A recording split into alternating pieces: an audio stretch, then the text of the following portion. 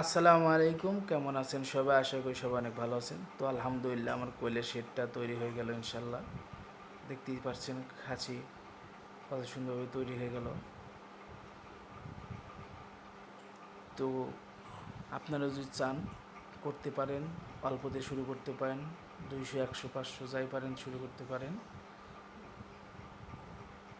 তো প্রথম প্রথম অল্প দিয়ে শুরু করবেন। আমার যেহেতু মুরগির এইভাবে পালার অভ্যাস আছে, সেই জন্য আমি 1000 দিয়ে শুরু করলাম। তো সবাই দোয়া করবেন।